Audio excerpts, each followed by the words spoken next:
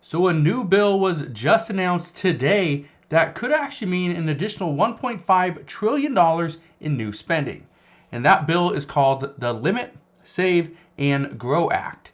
And this is called this mainly because it is going to save American taxpayers an additional $4.5 trillion.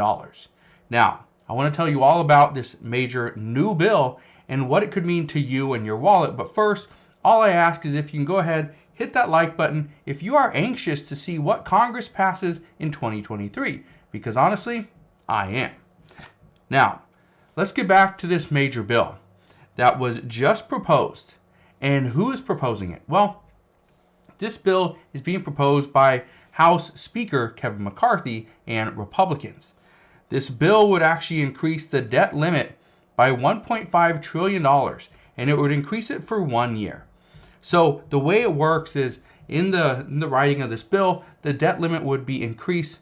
Currently, it's $31.4 trillion. This would be increased an additional $1.5 trillion, and it would go through March 31st of 2024. But whatever comes first. If we hit the $1.5 trillion cap first, let's say it comes December 2nd, well, then that is the deadline. That is the cap. We stop there. Or if we only use $1.2 trillion and it's already March 31st, 2024, well, that is the deadline. However, we have some issues here. One of the big issues right now is with Democrats. First off, Democrats don't want to negotiate, and we know this. But the other issue with the timing of this bill is that a year, so March 31st, 2024, this would actually put lawmakers, this would be months before the presidential election. And obviously, Senate and House representatives as well. They're going to try to, win their elections as well. So this is going to hurt many people. But, and I've said this before, according to experts, it's going to hurt Democrats more than Republicans because if nothing gets done, the person in charge, the party that is leading, those are the ones that get blamed. So expect Democrats to get blamed if this bill is to pass. Now, just keep this in mind. Right now, Republicans don't expect this bill to pass. Many Republicans don't even support this bill. And most Democrats don't support the idea of a negotiation over the debt limit because that's what President Biden said, that we shouldn't negotiate. This should be a clean bill. However, the Limit, Save, and Grow Act, this is not meant to pass as is. We know this. This is just an attempt to get President Biden to agree on a meeting with Republicans so that they can negotiate the debt limit.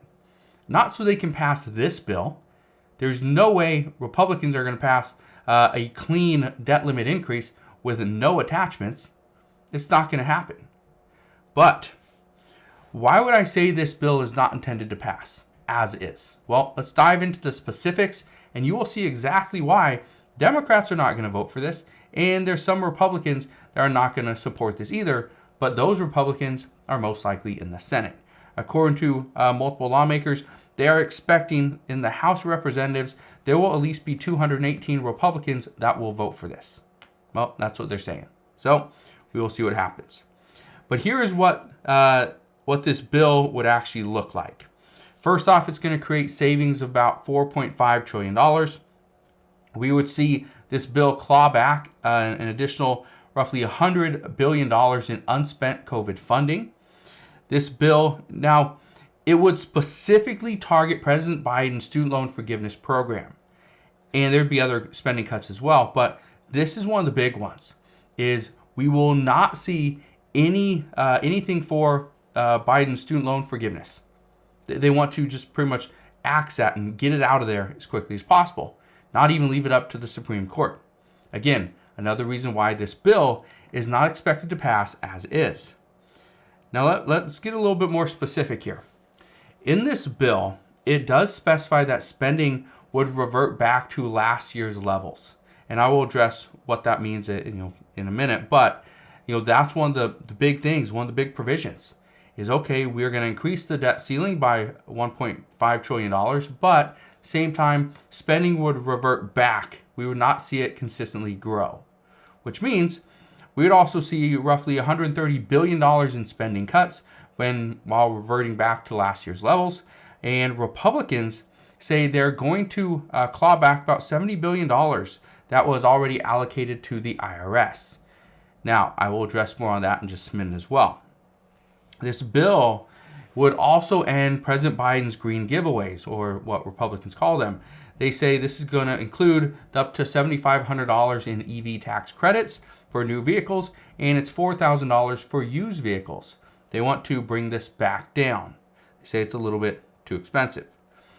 One thing that you need to know is that in this bill, there's still a bunch of unanswered questions. And one of them is how much will be pulled from specific government agencies. And at this time, we don't know all of those numbers because that would be left up to the congressional appropriations committees to determine what stays and what goes and how much of which stays and how much of which goes. But earlier this year, here's what we did find out. That Biden administration officials, they predicted if we see cuts, there's going to be things like more delays in flights. We're going to see Social Security checks still go out, but they will come out slower. As far as college aid and grants, right, for students and just anybody that is in need of that, well, it is going to be reduced. Right? It would be a significant reduction as far as the number of people that are going to get it and the amount of money that would go to them. We'd also see the amount of people that are served as far as affordable housing programs. This would be reduced. And again, a lot of these things are things that the lower income families rely on. And so this is why I've said this, for the past 3 months, is we are going to see, if we see cuts, which I am expecting, when we see these cuts, it is going to impact the lower income households and the lower to mid income households. Those are going to be the ones that really see this. Now, I also want to address another thing. And this is that when Democrats analyzed an earlier piece of work from the Republican Party and it analyzed their plan, or what they said was their plan, they said that, yes, we could revert spending back to 2022 levels, but this would hamstring government agencies. And it would hamstring them in ways that they couldn't respond to extreme weather conditions. We would see that by going back to 2022 levels, this would eliminate about 170,000 slots in a key federal preschool program. And the biggest one, it would impact the IRS and its ability to provide timely refunds. Yeah, the IRS, as we know, has been backlogged for years. And one of the things that this additional $80 billion that passed in the previous bill, years ago, was that again, they'd hire additional agents, they'd open up more offices, they do all this stuff, and it would speed things up. Well, it has helped, but according to the last report that we saw, the IRS only spent an additional $1 billion of that $80 billion, and they are already on track to catch up for this year. That's crazy that it only took $1 billion, but yet they were allocated $80 billion.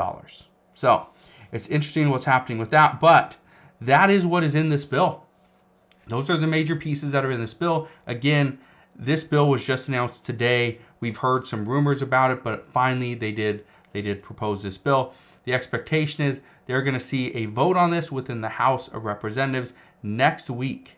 So there's going to be likely some changes to this bill over the next 7 to 10 days. And as we see those changes, I promise I'll come back on. I will fill you in on all the latest news and updates. Again, all you got to do, first off, go ahead and hit that like button on this video and also click that subscribe button so you never miss an update. But again, thank you guys for watching. Have a wonderful rest of your day. Consider subscribing.